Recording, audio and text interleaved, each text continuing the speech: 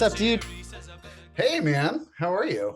I I have mixed feelings as I always have about starting the podcasts as I've done so many with hey buddy, but I keep doing it.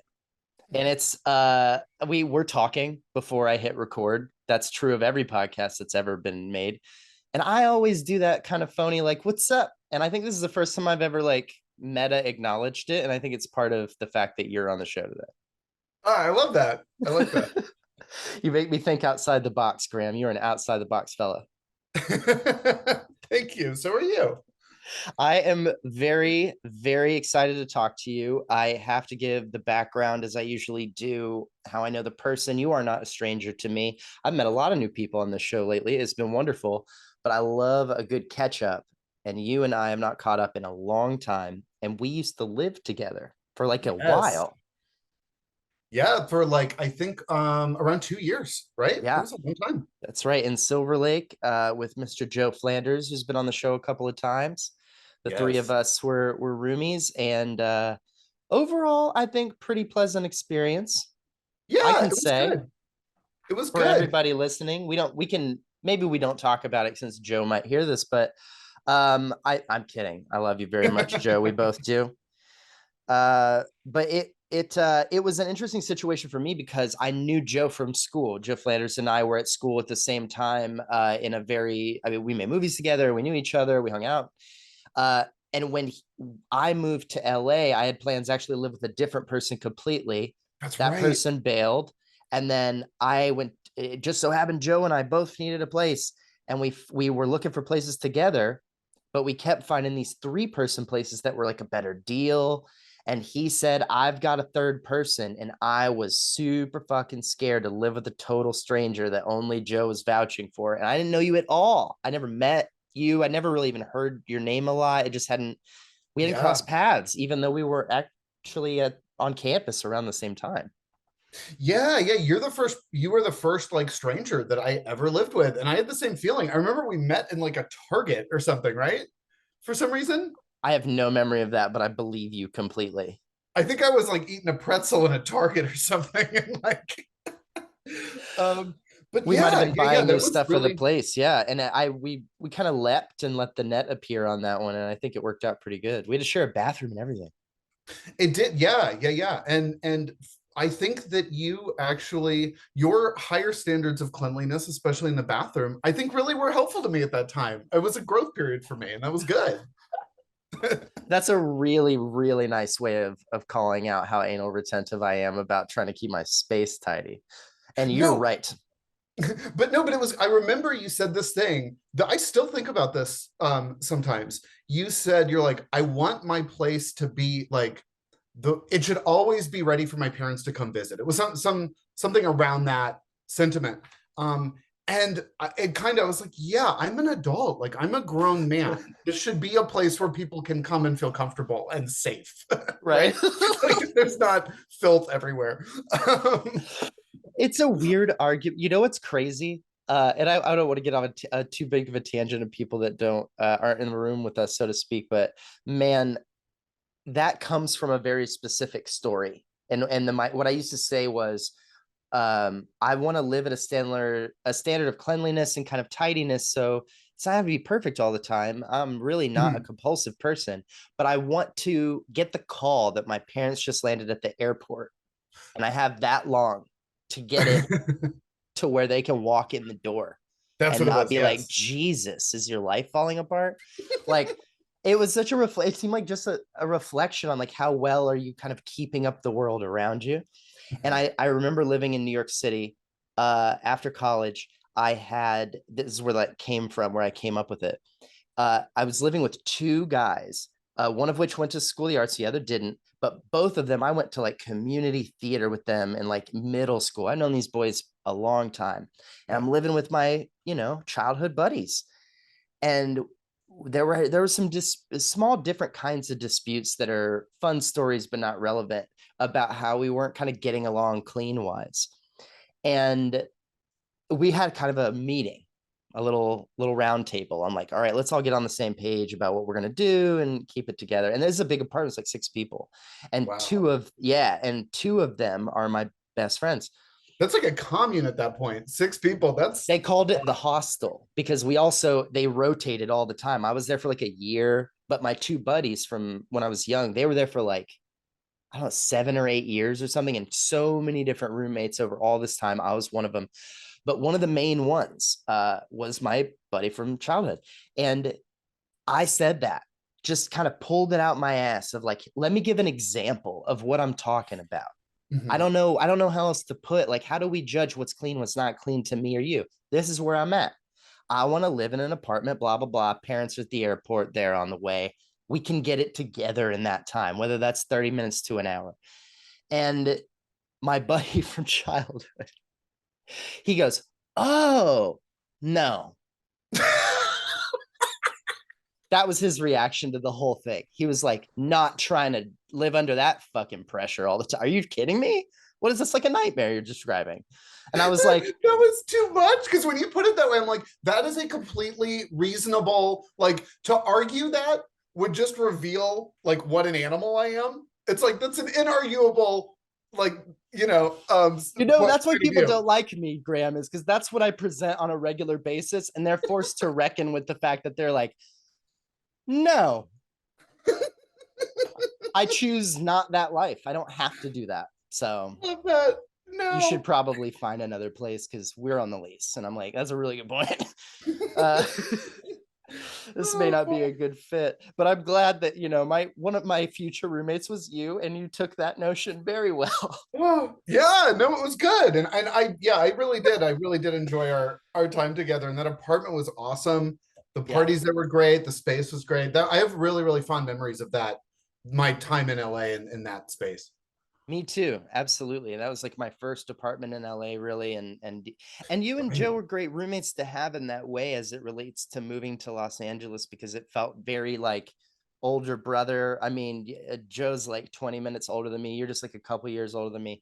But it felt very much like, oh, they've been here. I was so brand new. And you guys are Yeah. both film guys. And I left the theater geeks to join the film geeks. And I was like, I need the new geeks because I got the wrong geeks in my life, so to speak. We're all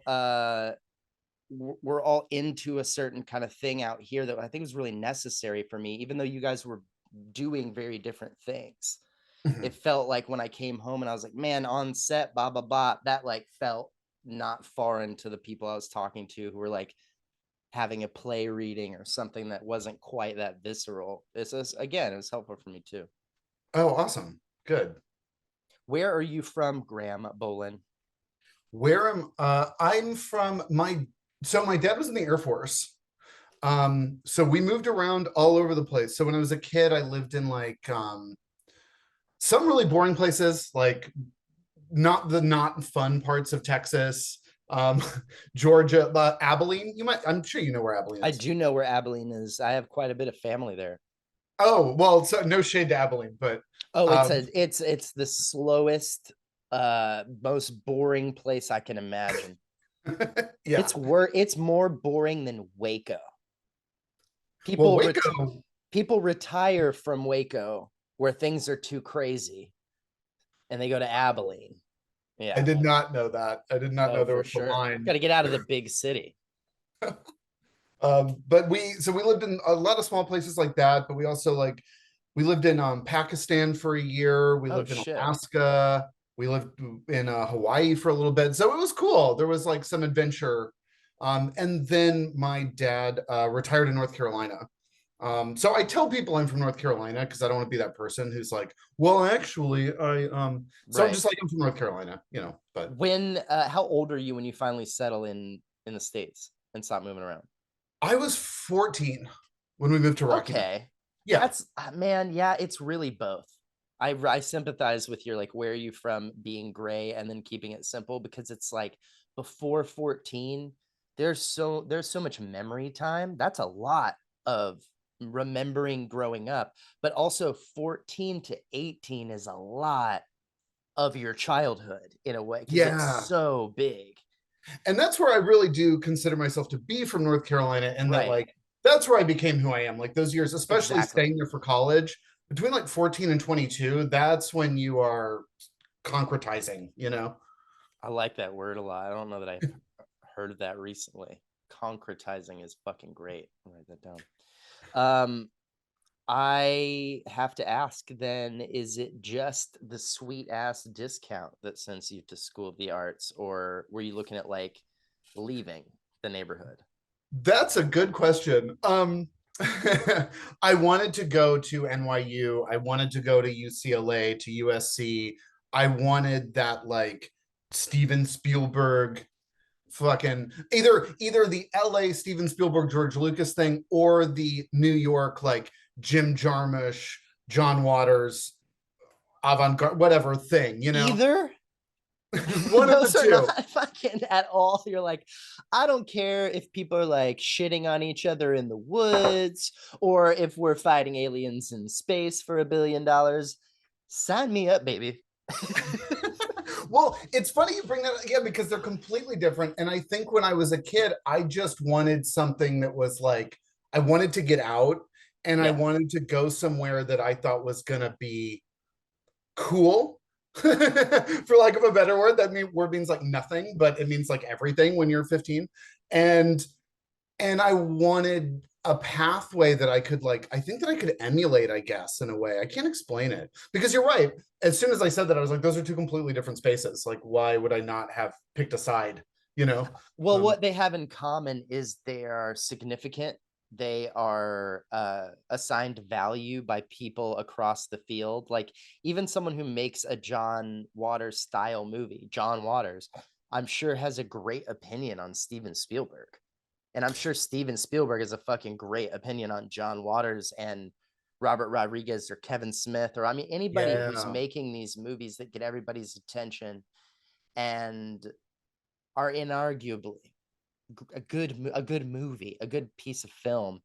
Even if you have your style, I think you appreciate it across the board. And I think your mission is kind of clear, right? You just want to make something that was fucking good that everybody looks at Yes. and they're like, Yeah. that's. I don't just want to, even if it's good because it's weird or it breaks the rules or whatever. That's not the point. It doesn't need to be good by any standards other than a lot of people are like, that's great. Yeah, yeah, and that's dude. It's so funny you say that because I think that I don't know how you felt at this age. I think this is probably very, very common, but I was so insecure and I was so like pre-internet, really. I mean, not fully, but like we had just gotten MySpace, right? Yeah, Like there was pre-socials in the way that they exist now. yeah, there was no connection outside of this town where there was very little like I mean, we live in a satellite town of Rocky Mount, which is like a city of like 60,000 people. I lived in a town of 5,000 people and I'm like there is no sounding board. There is no one to tell me I'm good. To tell me that I which I desperately needed validation. And so I think I felt like I could get that at those places. Like that would, if I got in there, well, that means like, fuck all y'all. I'm out of here. I'm going to New York City. And, like, shame on you for calling me a homo all those years for being in plays because I'm out of here. Yeah, And they were used words that I were think you much just worse than homo, but plagiarized the fourth chapter of my autobiography, but yeah, that's that kind of rude. But you're right. You're right about it. No, that's totally true. I think that's a story that so I think kind of concisely told. So many people are chasing that significance, and man, I can't relate to that more. That's all. I've said on this podcast before. I had a dream when I was like 18, no, I would have been 17, still in high school. Was like, I just want to get paid to hang out with famous people. I don't need to be their friends. I don't need to be famous. I just want to be there. And I want that's that to be interesting. my job to some degree. Like, I'll do something while I'm there. I'm not just gonna send my ass, but like, can I just be at the fucking table? Not even looked at as if I belong there, but like, well, we need Rob because he cleans up the shit when we're done or whatever. I don't know. Something. Yeah. I just want to be there because I feel like where I'm from, and it would take me so long until I grew up to realize all the value of where I'm from that I didn't recognize when I'm there. But that's being a fucking kid. I mean, you can't beat yourself up for that. for But when sure. you're growing up around stuff, you only appreciate so much what's around you. What you really appreciate is what's not around you. You're like, how do I get that shit?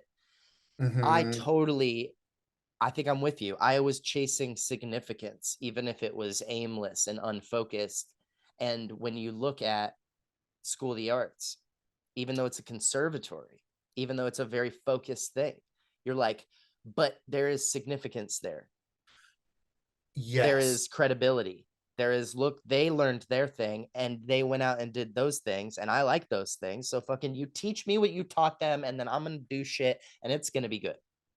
Yes, and that was the thing that I did discover. I mean, to bring it back to the school, I mean, that is what I discovered after going to like summer session there. I went there for film, and that was like hugely eye-opening. And then I'm like, oh, okay, I don't have to. And I think that started a long period of conflict and like confusion around like, I can just be here. I don't have to be up here. I can just be at this other, not even other level. It's so weird how I segmented these things in my mind, because NCSC is a fucking great school. It's a Right. great school. Yeah. But I don't know. It wasn't in New York or LA, so I thought it was. But anyway, it started me on this journey of like, oh, okay, I don't have to play to these people, and I don't have to be this person. And that was hugely eye opening to me. And I'm really grateful for it now. But you know, I want to ask you this question. This is my stopgap in between what I call acts 1 and 3. Act 1 is before you get to school. Act 2 is while you're there. We mostly ooh. skip it. And Act 3 is after that. Well, because it only really applies to people who were there when you were there. And other than I that, get any that. conversation we have about Act 2 is going to be like, oh man, I worked on this film. And you're going to have a great story about it. Unless it really relates to something specific about what you learned, man, what are the odds it's going to be applicable to anybody? I don't Hmm. think I talk about that a lot on this show. So anybody who's this deep into this episode, it's a little thing about how I think about this show. I skip Act 2 because I just can't imagine we're gonna hit that many things that are valuable to other people, as much fun as it might be for us. Hmm. Um, so to stopgap that though, so we don't totally skip what happened to you while you're at school as far as your thoughts about work, creation, identity. When you enter school, you have a certain mentality that we kind of just covered about what that's going to do for you. Why bother? Why do it? It's going to propel me into places of significance, hopefully with the right skill set, so that I can grab a hold of some of that significance by making stuff that's good. And Hmm. people will look at me and be like, man, Graham is totally belongs to be here because look at that thing he made. It's fucking great. That's the thing. You're there for 4 years. When you leave, and you're holding the paper and you're headed to wherever it is you are actually headed to, how has your thoughts about that evolved? Do you feel like you got what you were trying to get? Did you get something totally different? I got something totally different. I got something totally different. What does that mean? And I, oh man, it's so interesting because like I I don't know how it is for people in other disciplines, but when you're leaving coming out of film, the expectation is on you to generate your own shit. Like nobody's gonna, you have to make your own movie. And I did the thing that so many people do where I was, again, see, I was still obsessed with like New York or LA. I can't stay in North Carolina. I can't sit around in Winston-Salem. And the thing is like you just don't sit around. You can live there and make a bunch of cool shit. Um, Yeah, and for you way know, fucking less money. right. I could have By the kept way, my part-time job at Ed McKay's, lived in a fucking house, and made like weird independent horror movies and stuff in my backyard, and probably made a little bit of money doing it back then because you could still turn a profit on like you homemade graduated in stuff. '09. Yes. Got it. So Yeah. we're even talking pre removal of the tax incentive in North Carolina, if I remember correctly, because at Yes. The some point taxes. the tax incentive for filmmaking used to be massive. It's why your One Tree Hills, all your Wilmington-based shows were shot there. But then, for reasons that I cannot remember that made any sense, it expired, they didn't renew it, and everybody moved to fucking Atlanta, and it changed Yep, the they lost it landscape all. of East Coast shooting. Really, really did. So in '09, there was actually still some time to you could work legit in North Carolina Yeah, back I then. could have gone to Wilmington. I could have stayed in Winston and been like a regional dude moving around. But Or again, I could have just started cranking little movies out. And back then too, that was a really interesting time because that was like, so I don't want to get too in the weeds for this is probably boring to a lot of people, but like it was pre-streaming. right, of course. So yeah, you were still like there was still money to be made for like you could make a $15,000 horror movie that if it looked okay and it was smart and whatever, you could make a little bit of money off of that. You could get a distribution deal from DVD, whatever. And that is like just dead now. Like streaming Right. has killed all that. There's no profit to be made on anything. So it was also this like kind of I last don't gasp. think that's boring for people, Graham. I think a bunch of people are out of work right now as we speak because of the shit that you just talked about that Yeah. started back then. I think I think that is one of I remember when I was at school, so one of the film students told me, and I don't know if he got this from class or it was his thought or read it in a book, whatever, but he was like, you really have to look at filmmaking, not television, filmmaking as venture capitalism. It's this huge investment, hoping that when you're done with this thing that you have to pay for first, that you're going to be able to make your fucking money back. And it'd be Mhm. really cool if you could make money. That's Yeah. the you need to have that mentality about every project that you do, because if you're really going to do it right and you're going to make sure that your writers are paid for, your actors are paid for, your directors are everybody's being compensated fairly for real. That is not a cheap thing to do, and a movie is not an easy thing to make, so it shouldn't be fucking cheap either. So I Yeah. think that, and now we're at this I didn't impasse where they're like, it should be cheap, and it's like, but it fucking isn't, man. Yeah, and if you are for any like film students out there right now, it's like every single time you make a movie, even a short, you are essentially founding a small business Right. for X amount of months. And and that is really difficult for people like me whose brains don't lend themselves to that kind of activity. Get But a line producer. You yes, have to have another person. And that's yes. another thing that I was just talking to my wife about this. I'd be fascinated to hear what you think about this, because I think this gets us kind of into your act 3 as well, because Hmm. you very much have I've seen you work on all sorts of different things, and I love that. I want to get into that. But here's the button on that small business venture capitalist concept. There are only so many versions of leadership that can exist. And I'm sure there's a great book where these all have titles that I haven't read, but this is purely from my like observation. And I've seen and been a part of every one of these things. And I'm sure you have too. So you have to have a creative visionary of some kind. You have to have the person who has the idea. And they are usually in the beginning, especially in the beginning, they're your leader. They're the president, they're your captain. They're not your co-captain, they're not your co-pilot, unless it's a Hmm. team, a partnership that's like really fucking tight. It's like one person. And that person then usually, because of their capacity, isn't also Elon Musk of the left and right brain, and needs a person who is their line producer, who is their stage manager, who is their assistant director, their first AD, someone who is balancing out all their creative energy that's going to make this thing really fucking cool by making sure that everyone fucking shows up on time, that making sure that the lights stay on. These things fundamentally have to happen across the board, whether you're opening a gym or making a movie, and finding the right combination of those two people is a fucking nightmare. There's only so many ways it can work out. You hire another creative like you, and neither of you want to do the fucking work, but you're both excited about the project. That fucking collapses. Then you hire the person who's good at the clerical work, but doesn't really want to do it. And they kind of want to run the whole fucking thing, even though they're not creative. And you're like, but I have to run it and you need to do the backup. And they're like, but I don't really like backup. I'm like, but that's why I asked you to be a part. That falls apart too. The only one that really works is where everybody knows their role, everybody is transparent, and everyone is participating with enthusiasm and saying, I can't wait for this thing to happen. And I know that in order for it to happen, the call sheet needs to go out. I'm really good at call sheets, and I'm going to send that call sheet every night with the passion of like, this movie's going to be great. Send. Like, Uh-huh. they need to have that feeling about that. And that's It's hard to find because who's excited about doing the math?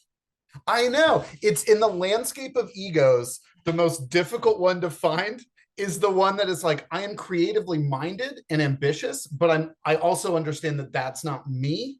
But I want to, but I have enough of a personality and an ego and a drive to make it happen with someone else in that role. I And always it's, say, God bless the chief of staff.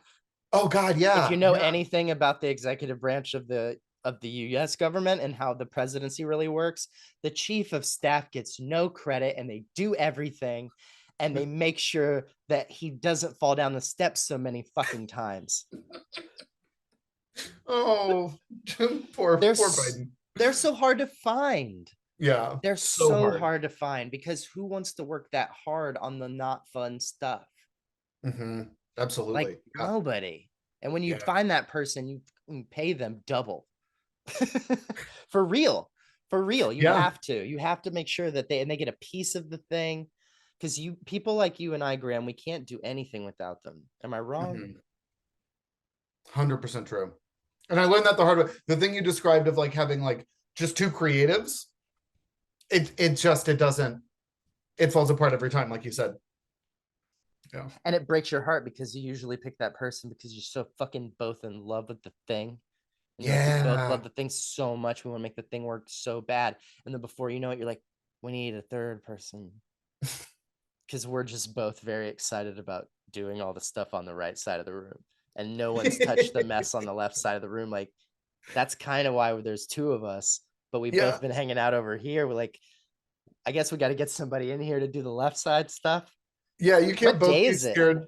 Yeah. You can't both be scared to open the mail, you know? Like you gotta. That is great.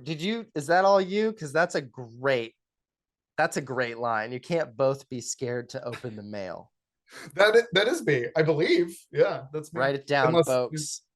No, I always just try to clock it because when I find really good sentiments, you never know if it's something their like granddad told them like 30 years ago, and you're like, that's fucking good, but we gotta give granddad the shout out. But if it's you, write it down and sell a t-shirt because man, that's fucking really good. oh, thank well, my wife and I both have anxiety around me especially, but we're both like, is it good today? Is it bad today?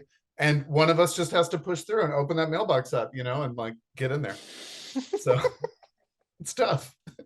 I I can imagine both of you standing there with this kind of like half energy of like, I'm gonna do it. Shut up. Yeah, you know Give me a Joellen. second. I Yeah, do. yeah, you know her well. Yeah. And you know my wife Candace because I started also dating her when we lived together. I do. I love her, man. She's great. She's the best. I was so happy to see that, like, you know, blossom from a distance, you know, to keep growing. Yeah, same. I think that okay, so let's kind of take one thing at a time because I want to make Sure, sure we yeah. cover uh the many different things that I've kind of seen you do from a distance, and then I'm sure there's plenty of other stuff. Let's start with the horror stuff in general. You love, yeah, you already mentioned kind of as your example of an independent filmmaker, horror would be like was your genre of example. I don't think that's like a crazy accident. You love it. You strike me also with that kind of so popular now, which I guess I don't know to your benefit or probably I'm gonna say law of abundance to your benefit. There are these like Krasinski, Peel. There are these people who have a very lighthearted comedic personality. Performance wise, they really soar with being funny. They're really fucking funny, but their minds are also uh, deeply tied to and show aptitude with horror and shock and gore and Mm. things that are often not present in comedic work at all. I think you definitely are like in that family of you have dinner with you and your wife, and I wouldn't jump to horror filmmaker. because there's stereotypes, I think, for the longest time about what that person even looked like or was like. Yeah, yeah, yeah. I'm not like I don't have like a chain wallet and like a Charles Manson t-shirt. So Right. people, Well, I yeah. think so many people think like Tim Burton or like Rob Zombie or like these like creepy looking dudes are the ones behind all of the horror, but it's like, you know who also was a creepy dude? Vincent Price. And he was Yeah. like kind of a normal little guy. Like That's the best Vincent Price impression I've ever heard. there was a guy there was a guy at School of the Arts who was a guest artist for many years, and then he left, and he director, and he came back while I was there in the directing program, and I ended up mentoring him over the summer and during the school year like 3 or 4 times. He mentored me, I should say. And he did the best Vincent Price impression as himself, because that's what he sounded like. And I used to do a John Dillon impression for years, and I finally realized, I was like, oh, I think I'm accidentally doing the best Vincent Price ever, because that's what John Dillon said. Okay, everybody, like, let's go. And it's very and as long as you have a little bounce in your shoulders, it is but it goes to my point of like, I think that especially in our lifetime, when we were growing up as kids, there weren't a lot of like John Krasinski's, there weren't people who had your temperament and vibe who were making a name for themselves in horror. Um, Yeah. but there I is an think attraction to that now. yeah, I think like when I was a kid, I actually didn't watch a ton of, I mean, I think that experience that everybody has with the genre that is like, or everyone who likes kind of falls in love with it, has where you go to the Blockbuster and you get that thing that you know you're not supposed to have, and you watch it all by yourself or with your friend at like midnight. Your parents don't know that it's rated R, that kind of an experience. And so I wouldn't say that I was like consumed by the genre like when I was a kid, but I was always drawn to stuff that was transgressive or provocative or like boundary pushing in some way. Um, and if it was like basically if it was Oklahoma, like I'm not interested in this shit. I don't have time for this. Like Mm. this doesn't move my needle. So I was always kind of looking for that, and that is, I guess, probably most prevalent in that genre. Do you have So any concept of why? This is good. I'm gonna say it the way I was gonna say it, but know that I know how it sounds. Do you have any concept of why you're like that? I think if I had to Why isn't guess, Oklahoma fucking good enough for you, Graham? why are you such a pretentious creep? Um, I think it came from, I think, coming up in like a very conservative community, being one, the military, starting with Right, that, right? sure. Where Very it's traditional. it's not the small town Southern Baptist that I moved to, but it is still a very like regimented, hierarchical, structural, governmental, whatever system. Rules, Um, rules, rules, rules. yeah, and then I had a mom who is, and my dad's great. I love him. We get along better now than ever. He was kind of an authoritarian when I was a kid, and now we're cool, which is great. Um, I've heard military dads are like that. My granddad was like that with my dad, and it kind of freaked him out. He got older, and he was like, "Why is everything like, all right?" yeah, why are we cool now? Why can I cuss in front of you now? Um, but my mom was always like finding, I don't know if weird is the right word, but like she would give me like poetry and Jack Kerouac and this like she has a real literary bent, and she was very like socially very liberal. And What'd she so do? she was a teacher for a long time. Now she actually writes. She's a very prominent writer in the 50 Shades of Grey fan fiction community. What? Yeah, that's a thing. She's Give me like a friends second with to E.L. unpack. James. So, a very prominent. So this is a huge community, and in this community of people who write not canon 50 Shades stories, she's prominent. She's like a big deal over there. She's one of Yes, the which best. Yeah, like she has like she's had lunch with the woman who created the thing, who wrote the franchise. And oh, this is actually, sorry, total side note here, but I Dude, think I this didn't know actually that. That's so probably funny to me. this probably is the best example of like how of why I am the way I am. Which Because is now your mom's famous for like writing about people fucking. yeah. Well, and do you know the woman? Did you You're watch like Chandler Bing in real life. I forgot about that. That's right. His mom's His like, mom is Morgan Fairchild, and she's like she's like an adult novelist. That's so funny. yes. Oh my God. Yeah. We God. forget those people are there, and we shouldn't continue. But have you seen Boy Meets World? You've seen Boy Meets World. Sure, You know the one who the redhead who grew up and now she's doing porn and stuff? Maitland Ward. Yes. Yeah, She's a friend of my mom's through this community. So I've met her because my mom came to New York to hang out with Maitland Ward. And I like sat at the bar while they had coffee. And then my dad and I like met her. And I have pictures of this woman now. So that like having that kind of, and by the way, this was not like something that was, it's not like my mom was talking about this it stuff. wasn't present when you were a kid at all because that movie No, and wasn't I don't even know out. what the hell's going on behind closed doors. I don't want to know. Of I don't ask. I don't course, read her work. right, right. But she's You obviously don't read her work, Graham? Shocking. There's your horror movie. Joellen has, and she says it's good. And I'm like, that's great. That's all I need to know. And then yeah, there's my horror movie. You're right. It really But it's not it really isn't a horror movie, but it very much is like a rom-com thing. That is like is that not totally a trope that would be like Matthew McConaughey finds out that his mom at like 60 years old is like, what do you mean? You can't be writing yes. about that stuff. Get out of here. Like Well, and there was a period where like I hadn't had anything published in a long time and I wasn't doing anything. This is true. There was a period of time where I was like, my mom is succeeding at this and I'm not. Like, I'm what the fuck? There was a weird like sure.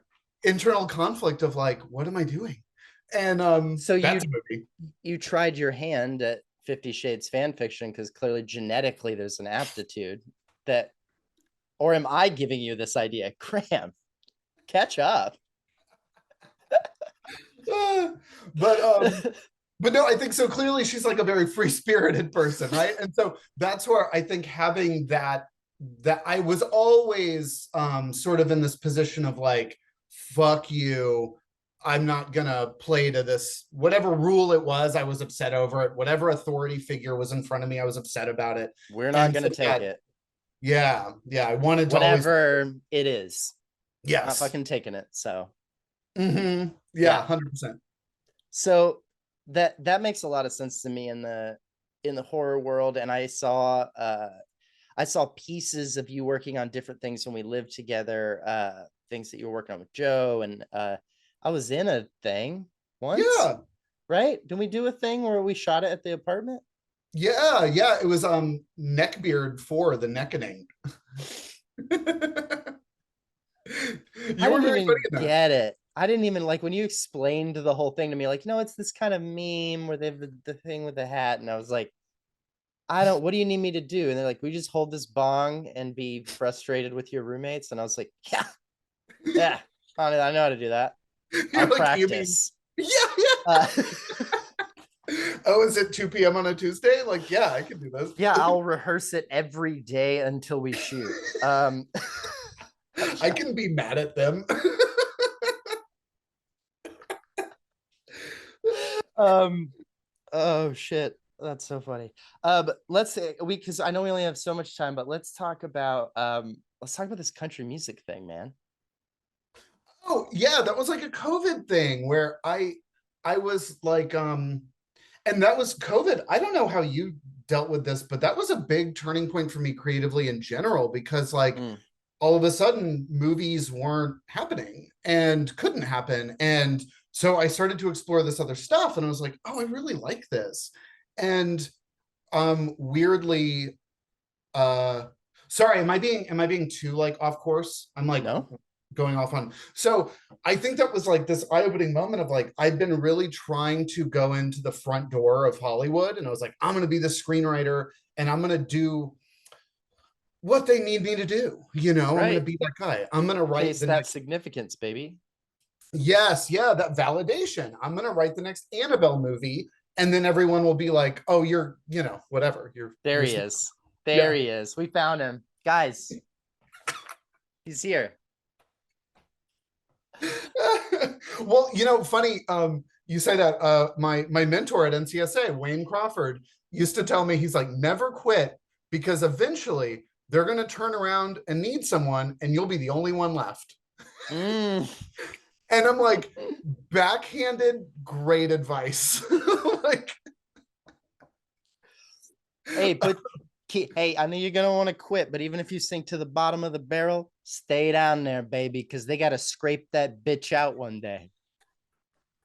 And then when they yeah, do and they're about to throw it in the garbage, you're gonna be like, hey, look at this guy. totally. Boom. Yeah. That is such a weird compliment. It is good advice though.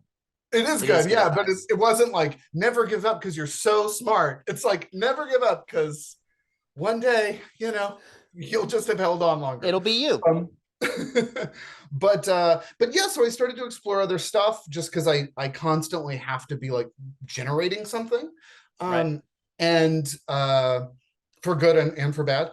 And that's when I started taking guitar lessons, and I just started writing these like dirty country songs, and I put them on Instagram. And I met this guy who was into similar stuff, and he runs a small like indie comedy label.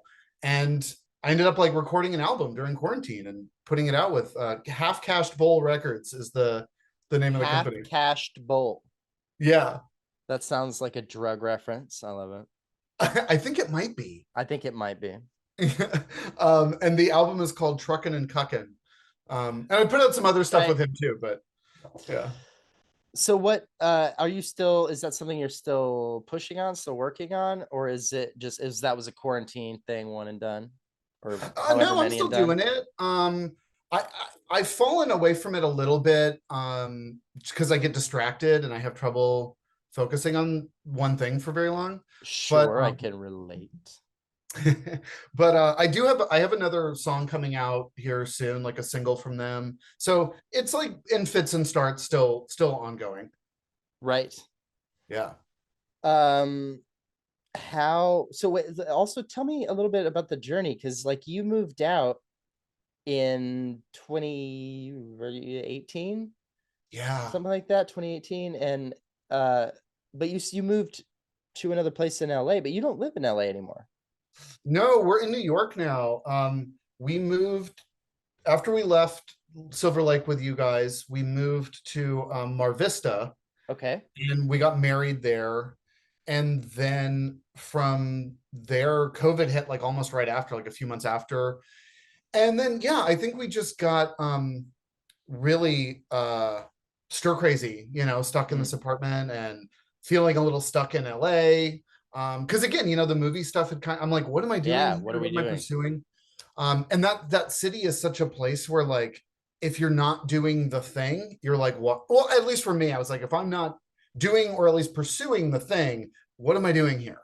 Because I know people naturally love LA, but how do you feel? I mean, you're How do I like, feel about still living here? yeah, I feel like I totally get what you're talking about.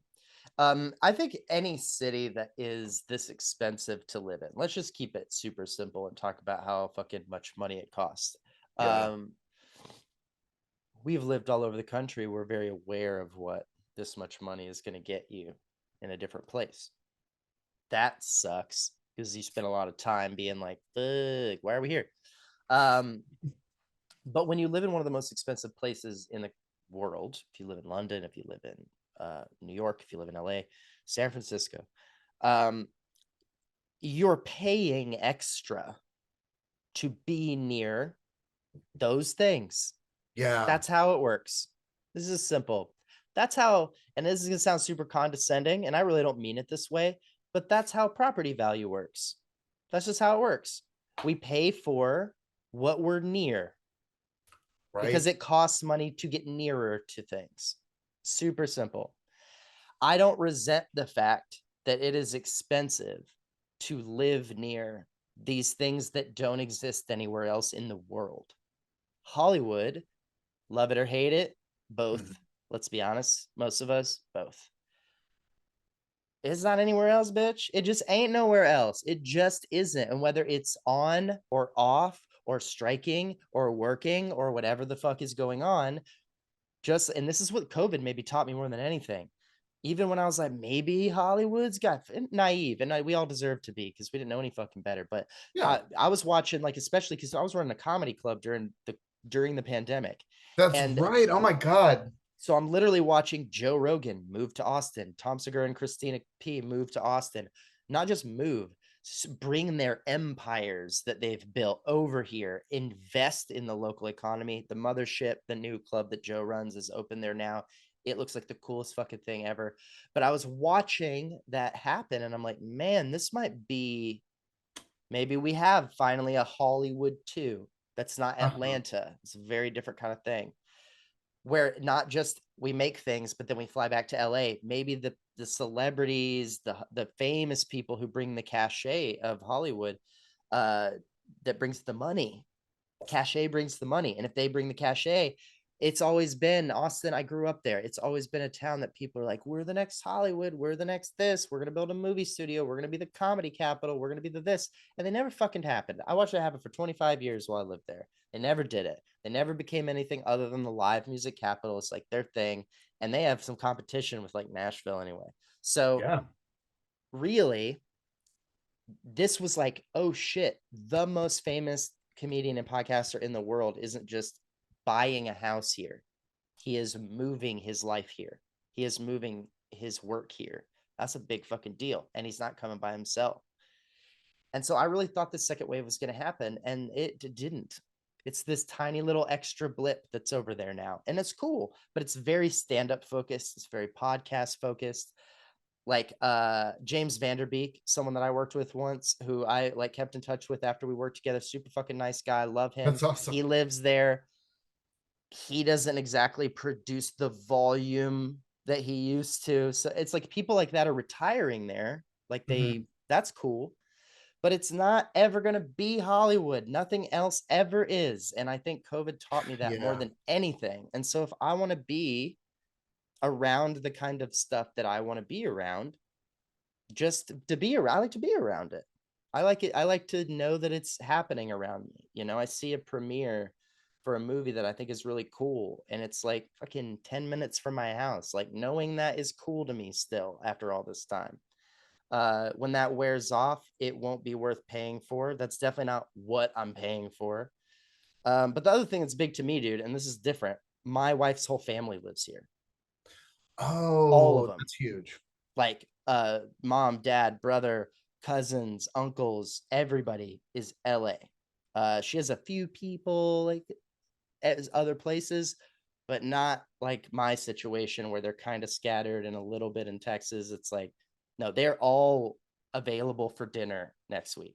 Yeah, that's huge, especially as we get older and we get married and we can do these things. When It's they're like, they're conservative Korean traditional people, man, they want to the hand gestures, they want to meet, they want to be together. My right. family is very like, once you're an adult, you're welcome to go do your own thing. You don't owe us anything. And they're Is that very much like, you're never out of the club. Where are you? It's dinner time. is that a white people thing? Where because my parents are that way too. Some, Everybody I know, it's like, well, not everybody. Most of the white people I know, their parents are like, I don't know. They live in fucking 5,000 miles away, and they get yeah. together once a year, and it's fine. You know. Dude, I think it varies, but I think it is more specific to certain cultures. Gravity is stronger, typically, but it could be all over the place. I've got my roommate Kyle, who actually replaced Joe, like took his room. Oh, I still live with him. He lives with me and my wife, oh, and his family lives in Idaho, like in the woods, and like mom and dad live upstairs in this big house that has multi levels, and the kids live down, like they live in the same house together, like wow, India style. cool. And yeah, I think they have their own issues with that. Sometimes it works, sometimes it doesn't, but that is how they're living. And with my wife, it's with the Korean culture, and I think it's also part of it is Korean, but also part of it is the immigrant culture. It's like we came over from here, we now live in this area. I want to see you. I only have Yeah, so many yeah. family members, extended family members. It's finite. Mhm. And so you should be at dinner because it's his birthday and we all, what's up with you? Like No, I love that, that's and part that's of it. something. Yeah, and that's something I took for granted too. And honestly, I mean, moving back to the East Coast too, I'm not near them, being in New York, but like I'm a hell of a lot closer, and Yeah. that's been a good thing. So Where's Joellen from? she's from Pennsylvania, so that's the other thing too. Oh, you're Like even closer to her family. we're super close. We're like 90 minutes from her parents, so that's Oh, been that's great. yeah, yeah, that's been That's good. awesome. Um, we kind of glazed over it when we exchanged like emails and texts and stuff. We were talking before, but I know you mentioned that during all of this change and stuff like that, you've kind of had a tough time processing everything, and it seems like you're doing really great. What what happened for you that got you from not so great to better? Yeah. So I don't want to talk about that anymore, Rob. No, Okay. I'm I joking. really I'm appreciate you joking. stopping by, man, and note taken. Awkward, but note taken. Click. No, no, no. I think it happened. So I'd always been dealing with, I mean, even back at school, I remember this, right? Like this issues with depression, basically. Mm, Like garden variety depression, not anything like, you know, too I don't know what the word is. E- Extreme or intense, I guess, compared to what other people have to wrestle with, but it had been this constant issue that I I did that thing. I think a lot of people do. Well, some people do this, where I thought like one, I didn't think it was that big a deal, right? And I was like, well, that's just how I am. Other people in my family are like this. It's just what we deal with. It's a family thing, whatever. sure. And Cross to bear, so to speak. yeah, totally, totally. And I also thought perversely, like this helps me creatively. Like I see things differently, or like whatever. I don't know, or like Yeah. I process things differently, and then I create stuff to deal with this issue. And so I think that's what it was. I think I got wrapped up in this idea that like I was creating stuff to deal with the issue. So if I fixed or tried or whatever to alleviate the problem, then I wouldn't make anything anymore. Or it There's wouldn't an old Patton Oswalt bit that I love where he says, "No one wants to listen to a happy comedian." It's a funny bit, but is a toxic thought. And he makes the joke of like, there's no material in that. Like, have you ever met somebody and they're just your other half? Anybody? Am I right? Like, that's not a joke. Like, right. oh, is it, well, what if have you ever meet someone and it feels like they're just made out of fucking puppy kisses? Can I get a no? Like it just that's a dead air. And there's something at what he's talking about. And I also think I want to point out culturally for you and I, we grew up with older siblings, either literal or in culture, who were Gen Xers who could not have tried harder to make apathy look fucking cool and Yeah. necessary to success. If you cared too much, you're like gay or something. I don't know. For Yes. Yeah. real. Yeah. And so it's like when we were like, I'm excited to do a thing, it would be like, calm down there, Sparky. Let's like bring it down to fucking Danny Masterson on 70s show vibes here and not give a fuck.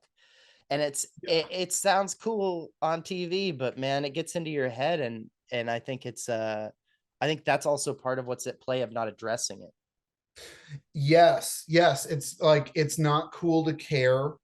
It's not cool to be enthusiastic. And the thing too is like I used to well basically I've gone through some talk therapy, I'm medicated now, all that stuff. So, I also would feed on the extremity of my feeling. So like talking about it, like, is it cool to be passionate or cool to care? It's like when I didn't care and it was very freeing because I was so extreme in my feeling. and the positivity was so great and so strong, and everything was so good, and this was going to be this big project or this big thing. And now that I've evened out a little bit, it's been better. Like I'm more, I create more, I focus more, I see things through, because I'm not stopping myself and doubting myself and saying, oh, this is so great, no it's not, it's trash, throw it away. um but I didn't do anything to fix it until it got really, really bad. And I think How did you know it was time? I was having some extremely dark ideation around, like, I was dealing with some suicidal ideation basically. And that was something that, like, it kind of backburnered that, like, through little periods throughout my life. But I moved to New York, and I don't think it was because of New York. I think it was a lot of things, but it just, that became a really, it went from being the back burner to being like, we're starting a grease fire here, and I'm not going to Mm, be able to put it out. mm. And so by the time I went, and I wish I this is where, like, I wish that I had, if anyone's listening to this and going down a similar path, like, I wish that I had been like, oh, you're an idiot, this has nothing to do with your creativity, this has everything to do with you maintaining like a functional life. um and taking care of it earlier, because by the time I went, I don't know if you've gone through this. I think you're more stable than this, but I by the time I talked to somebody like a psychiatrist, there was no like, let's think about medication, let's go to talk therapy, let's start this out. It was like, I'm giving you the prescription now, you're going to fill it today, and I'm going Mm. to check in with you next week, like, or within 48 hours or something. It was very intense. Not like we're calling someone to come get you, but like, How did that make you almost. feel when you had felt differently the day before you went in? Like, how was that an adjustment to the way you felt to hear that severity? um it was a mix of, actually, honestly, I think it was relief, because it was somebody saying, uh man, it's interesting it's so interesting you ask that, because I've never really considered it. I Mm, think it was a feeling of relief, because, and I think that you and I relate on this in a lot of ways, in that, like, we're from kind of old school Southern families where you deal with issues by internalizing them to a degree. Life, I remember my there's a saying, and this is common, it's not a my family thing, but like, start wishing in one hand and shitting in the other and see which fills up first. Like, you don't get what you want, life is hard, it is what it is, suck it up and go to work. you And get what like, you get and you don't throw a fit. yes, That's yeah, my favorite Southern one. it's great. It's meant to keep kids from being greedy, but if you keep saying it to adults, it's just straight up discouragement. Yeah, yeah, Like yeah. when you're when it's a child that's not responsible for themselves, you're like, hey, you need to kind of play the cards you're dealt here. But if you get older and you say that same concept to someone over and over again, you're really telling them like, you're never getting any better cards ever. So stop you I don't give up or what, but please stop complaining. And it's like, Yeah. man, you're like, can I, where's, that's not support. Why are you so desperate and sad that you can't even offer me support in a time when I'm literally not sure if I could keep doing this shit? Dude, That's I all in love your that, head. man. Yeah, yeah, that's really true. And I don't think I'd really considered it that way, because I even now I still romanticize that mentality to a degree. Hmm. Um, but that did start to, basically, to answer your question quickly. Sorry, I know I've been talking for a long time, Oh, it's but okay, buddy. You don't worry about that. um, it was, I think, a feeling of relief, because it was somebody saying, like, I recognize that, and not that I have people in my life who are very supportive and Of extremely, course. you know, but a medical professional saying, like, this is real, this is legitimate, and I'm going to help you. And at that time, that was a big deal. And so, how long ago was that? That was about a little over a year and a half ago, I think. Close to wow, yeah, close to 2 years ago, I think. What are the non-creative ways in which your life is different? Um, I don't hate myself as much, honestly. My inner monologue has shifted. Um, Mm, to the point so where, powerful. yeah, I don't I try to celebrate achievements. I try to not think, well, yeah, but you could have done it better. Um, I don't tell myself I'm a loser all the time, which was like, dude, constant. It was constant. I Again, really, going back to the cultural thing, that was literally like Beck's number one hit for the Gen Xers. I'm not you're right, joking. They you're right. celebrated it. They're like, I'm a fucking loser and nothing matters. And you're like, yeah, that's cool for like one character on a sitcom that everybody makes fun of. That's not a way to live your fucking life. That's so depressing. But It's very, there's so much responsibility to the culture that you grow up in and then what you do to process it. And some mhm. of it is family. We put a lot of it on family. You go to therapy, a lot of therapists are going to talk to you about your family, but your culture, your Yeah. friends at school, your films, your television, your music, these things too. I mean, we grew up in the transition from like fucking Gen X grunge and Nirvana and literally all of their fucking like lead singers killing themselves, Sublime, all these fucking like they're all sad and we all celebrate the shit out of their music and how sad it fucking was. And then that just like became a quick Mhm. blip of Blink 182, Sum 41, Let's Party in the Summer. And then boom, emo shows up as a response to that to say, don't forget to be sad, motherfucker. Remember your older brother and how sad he was? Don't give up on that shit. You're about to have a Yes. party in the summer with the girl from the rock show, and you need to remember the Black Parade, motherfucker, because it's dark in this life. It's like a fucking man. That was a tough time to be a teenager and come out Yeah. with it with a healthy attitude. Oh my God. Yeah. I think like so many people that I admired too. It's funny you say that. Like, I think so many artists that I looked up to were alcoholics, were addicts, were Especially writers. You have a suicidal. great taste in poets and literary figures and all that shit. You like actually read books and Oh, there's all no the more famous self authors. there's no more self-destructive group, yeah, to like look up to.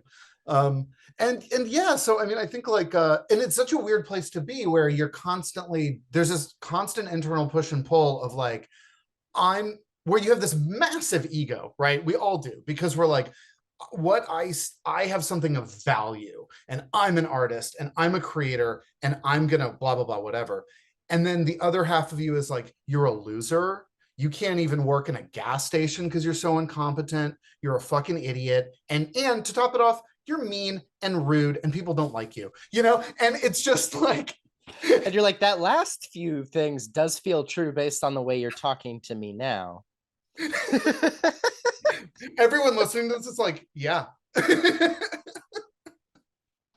Self-perception. Wow. Well, and you know, I also think it's too, I clearly you're someone who sees a lot of value in comedy. You see a lot of value in developing the skill set of making people laugh.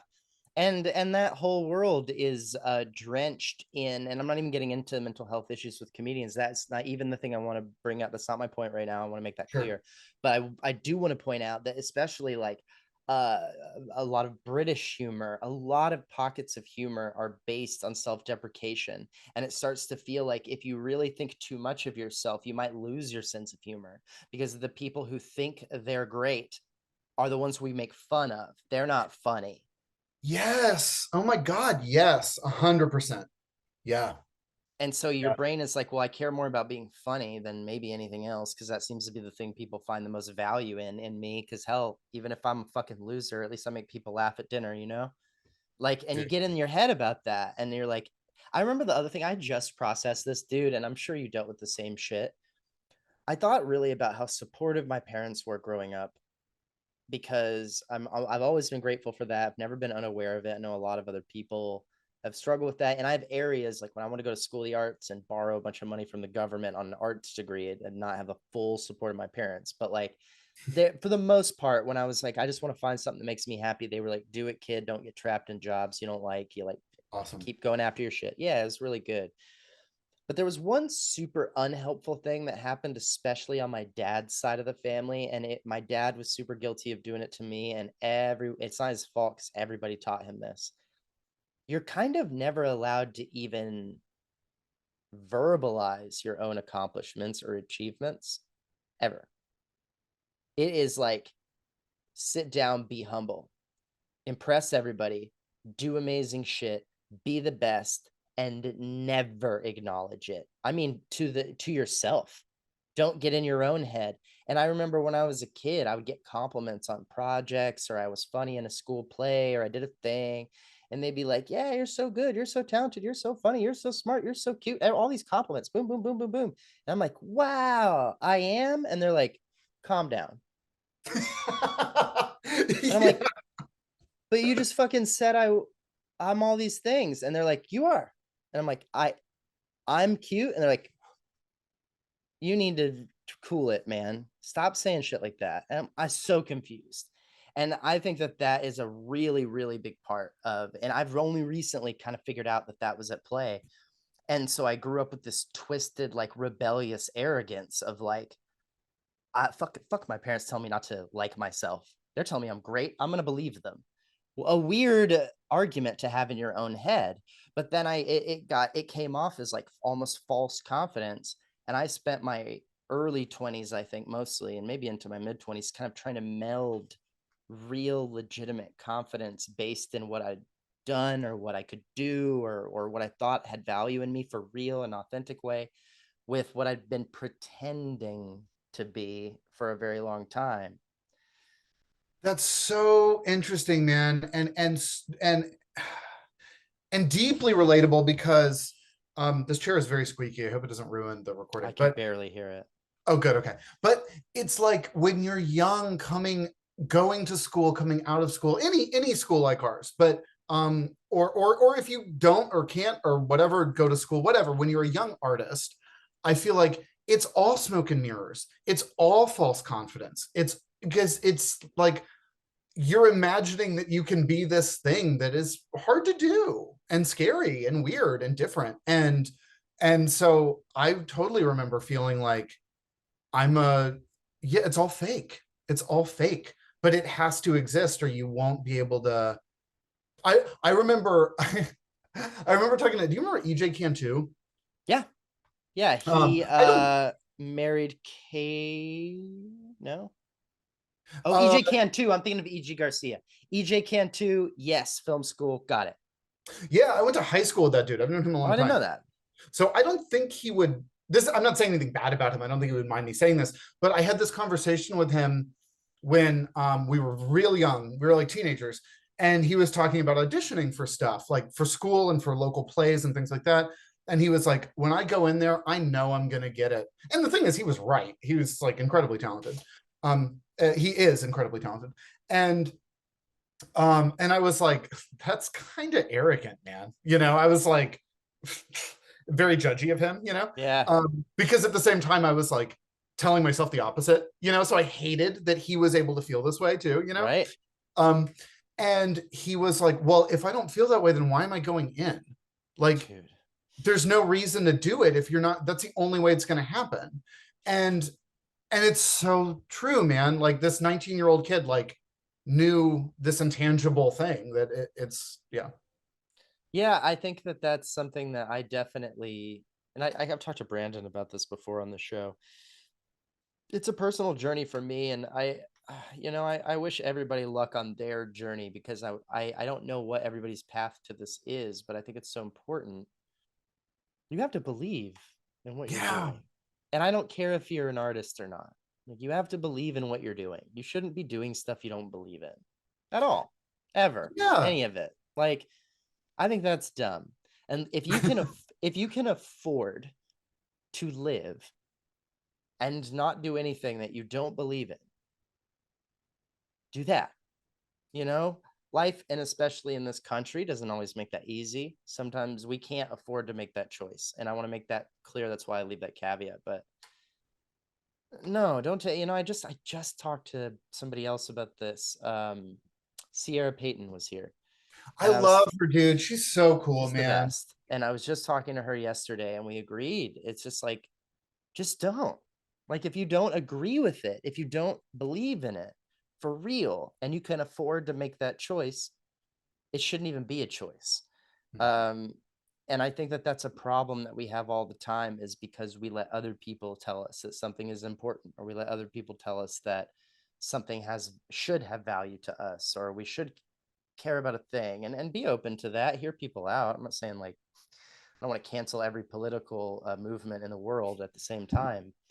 I get the idea of trying to, the missionary approach, but at the same time, if you don't if you don't really believe in what you're doing, I don't think you should do it. So if your problem is that you don't believe in it because of shit that is in the way in your own head, despite the fact that maybe evidence suggests there's all the reasons to believe in it, that's work to do.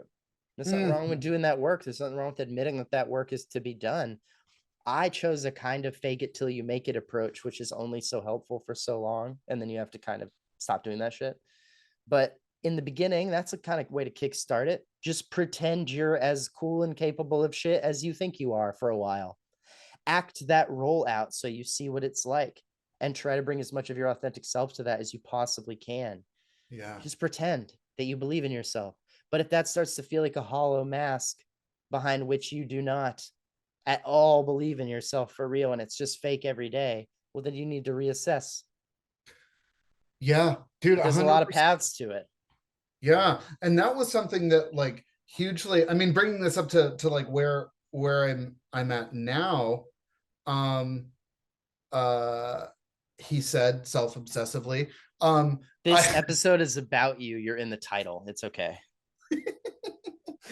um, but I'm such a piece of shit, Rob. Right, right. No, I'm kidding, I'm kidding. But Boom, no, bow, wow. Sorry, I fucking back song started in my head. I just had my first novel come out, Fuck yeah. which I also want to plug. Um, Yeah. but it and that only happened because I did take a step back from like I'm going to be the Annabelle guy to asking like, do I believe in this, or am I doing this because yeah, you really do enjoy those movies. You like eating the popcorn. You want to be in the WGA, and you want the health insurance, and you want the cool LA house. Um, or is it because you really really this is in your bones, and in your blood. And so I took a step back to kind of try to find out what that if that was true or not, and I don't think it is, because I started doing other shit and it worked. Mm. So I It don't know. doesn't, in my opinion, and I don't want to wreck any progress that you're making on this, but I think it's about opening up to the long game of it all and accepting that that thing you just described that you do want may not be completely out of the cards for you, but it's not Yeah. the only cards, and there's so many other cards and things to do, and they other things that you may focus on may end up being the path to that thing in some kind of weird way around the bend that you never thought about. And if anybody's listening to this show this deep into the episode, you already fucking know that is the story of people that go to this school, whether they are getting that thing they wanted that when they were 17 and started in the fall, whether that shows up for them in the way they think or not, which it almost never does. Even when it does, it's not what the fuck you thought it was going to be, dude. It just isn't. It doesn't go the way you thought it was. Now all of a sudden it's weird every time you talk to all these people you knew in the spring that were your best friends, but you can't even talk to them because every time they talk to you as the person who got that job, and you're that forever. That's not nothing to deal with. That is Mhm. not like what you thought was going to happen. It never is. And I Yeah. think that that is the lesson of this, is being open to it's okay to not know. You need a little bit more zen, a little bit more go with the flow while keeping that hard working ethic and accepting, dude, I've almost made 100 episodes of this fucking TV show I work on right now. That's That amazing, dude. if you had, Congratulations. thank you. If you had told me 10 years ago, 5 years ago, this is going to be the show that you end up like really make, and I've got a very hands-on, I make the shit out of the show, not alone with a wonderful team, but a very small team. We make it together. And I don't even know if I would have been excited. It might have bummed me out to tell me that this was the thing I was going to do, because I had completely ignorant and naive perspective on it. I just didn't know what the fuck that meant. It would have sounded dumb. And I love what I'm doing. I don't want to do it forever, but I do know this: everything I want to do later, this is helping Yeah. in like a bunch of ways.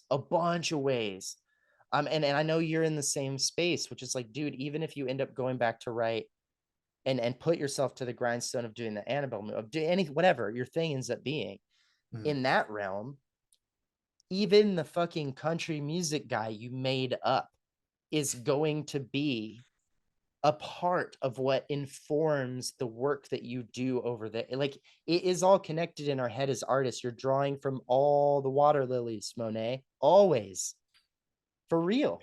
Yeah, I love that. I love that. So I'm very, man, I feel great catching up with you, just to hear where you're at, because it's a gamble, if I'm being honest, doing this show and like on air being like, how's it been going? Uh that can go any number of ways. And I'm always so I'm always so warm in my heart to hear that my friends are doing very well up here and in here, which is the thing that, like I said, it's the only thing I really care about, man. A resume is your business, and Seth Meyers or whoever the fuck you end up talking to about it. Um, but I'm far more interested in all the stuff that we talked about. Thank you for your candidness and vulnerability. I appreciate it. Yeah, of course, man. And yeah, thank you for having me. And I love this show. And I think again, I think that like if I had been a student at the time, this would have been so helpful to me. So I just wanted to lay as much out as I could. Thank you. Because, Plug the book. I but don't think we got the title and the availability. oh, thank you. Yeah, it's called Rock City. It's actually about uh well, loosely, very loosely, it's a highly fictionalized version of some of my experiences, like in Rocky Mount in North Carolina, growing up there. Again, very, very, very mostly fictional. Sure. But you'll recognize some of the places if you've been there. But yeah, it's called Rock City. It came out um, from Broken River Books like a month ago, I think. Nice. And you can get it on Amazon. I would go there.